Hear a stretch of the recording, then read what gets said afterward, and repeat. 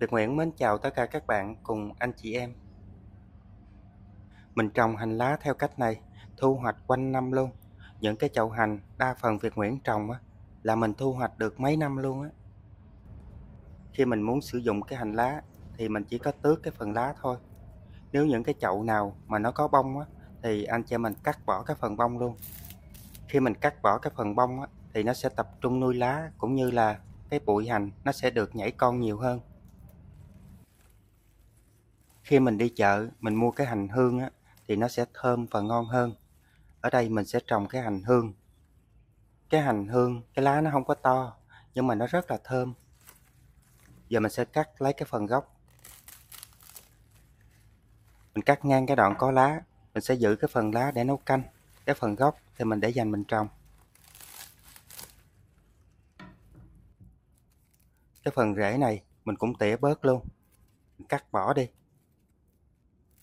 Mình cắt bỏ cái phần rễ cũ này, khi sau cái bụi hành nó sẽ phát triển mạnh hơn.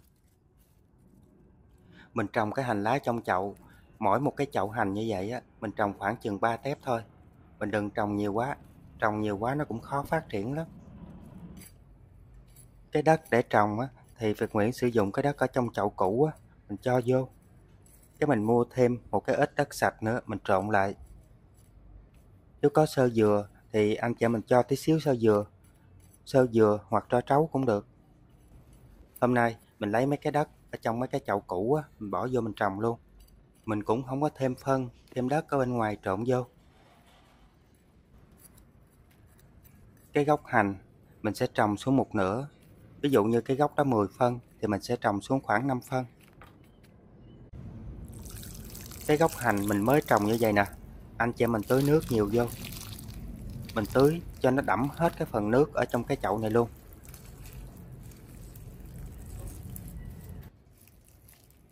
Hành lá thì nó sẽ ưa ánh nắng. Khi anh chị em mình gieo trồng xong, mình phải để ở vị trí nào có ánh nắng nhiều nhất trong ngày. Mình trồng hành bằng cái gốc như vậy, thời gian mình sử dụng nó sẽ lâu hơn là mình trồng bằng củ.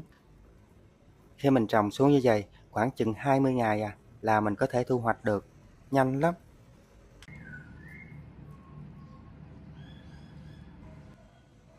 Mấy cái chậu hành ở đây mình trồng được 10 ngày rồi. Lúc này lá nó cũng đã lên cao rồi nè, cỏ nó cũng đã mọc rồi. Mới 10 ngày thôi, mấy cái bà cỏ ở đâu mà mọc lên quá chừng luôn. Còn cái chậu hành này là Việt Nguyễn trồng lâu lắm luôn rồi đó, lâu lắm luôn rồi. Sau khi mà mình trồng được 10 ngày rồi, lúc này mình sẽ xới cái phần đất lên. Mình chỉ xới cái phần đất ở bên trên thôi nha, đừng có xới sâu quá, nó bật gốc lên nó chết á. Khi mình thấy có cỏ mọc như vậy nè, mình nhổ đi. Mình xới cái phần đất lên để nó tơi xốp, thì cái bụi hành của mình nó sẽ phát triển mạnh hơn. Có mấy cái món ăn mà Việt Nguyễn quay lâu lắm rồi. Cái chậu hành này lúc mình hái để mình làm cái món ăn nè. Mình trồng cái chậu hành này là lâu nhất luôn rồi. Nó lâu lắm luôn rồi. Đến bây giờ là không nhớ nổi là trồng vào lúc nào luôn. Mấy cái chậu hành cũ như vậy mình xới đất lên. Có khoảng 20 ngày mình xới nó lên lần. Cái mình cho thêm đất vô. Lâu ngày cái phần đất nó xẹp xuống, mình phải chăm cái đất mới vô. Vào cái thời điểm này, cái bộ rễ của bụi hành nó cũng đã phát triển rồi, mình sẽ bón phân vô. Việt Nguyễn sử dụng cái phân hữu cơ dạng viên, mình mua ở bên ngoài tiệm cây kiểng nó khoảng 20 mấy ngàn ký Mỗi một cái chậu hành như vậy, mình cho vô khoảng 1 muỗng cà phê thôi. Mình cho phân vô rồi, mình xới cái phần đất lên, để cái phân nó được chìm hết ở trong cái đất. Cái phân hữu cơ dạng viên, anh chị mình dùng cái thương hiệu nào cũng được, miễn sao là nó phân hữu cơ dạng viên thôi. Bón phân rồi, giờ mình tưới nước nó.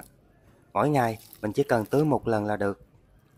Nếu như hàng ngày mà mình sử dụng cái nước vo gạo để mình tưới là nó càng tốt hơn nữa. Nếu mà anh chị mình xem video thường xuyên thì sẽ thấy cái chậu hành này nè. Việt Nguyễn quay video những cái năm trước luôn Nhìn cái chậu hành thích ghê luôn Mấy năm rồi mà nó vẫn tươi tốt. Tại mình chăm sóc bón phân thường xuyên nên cái bụi hành nó phát triển mạnh lắm. Mấy cái chậu hành của mình được 45 ngày rồi. Anh chị em mình thấy mấy cái chậu này nhìn có mê không nè? Lá nào lá nấy to đùng luôn, nhìn dễ cưng ghê. Bón cho nó tí xíu phân vô. Từ hôm trồng được 10 ngày á, là ngày nào mình cũng tưới nước nó bằng cái nước vo gạo nè. Anh chị em mình thấy nó tốt ghê chưa? Cứ khoảng 15 ngày hoặc là 20 ngày á, thì mình sẽ bón vô cái phân hữu cơ dạng viên, khoảng 1 muỗng cà phê thôi. Anh chị em mình nhớ là lâu lâu mình cũng phải xới cái phần đất lên nha. Mình xới để cái phần đất nó tơi xốp. Khi cái tơi xốp như vậy á, thì cái bụi hành của mình nó sẽ phát triển mạnh. Nếu như cái bụi hành nó to thì mình sẽ nhổ bớt nó đi. Mình không nên để cái bụi hành quá to, tại vì cái chậu đất nó nhỏ như vậy á, mà mình để cái bụi hành nó to thì nó sẽ không có đủ đất để nó nuôi hết cái bụi hành. Anh chị mình cứ để cái bụi hành mà giống như Việt Nguyễn đang trồng vậy nè, là bảo đảm lúc nào mình cũng có sử dụng hết á.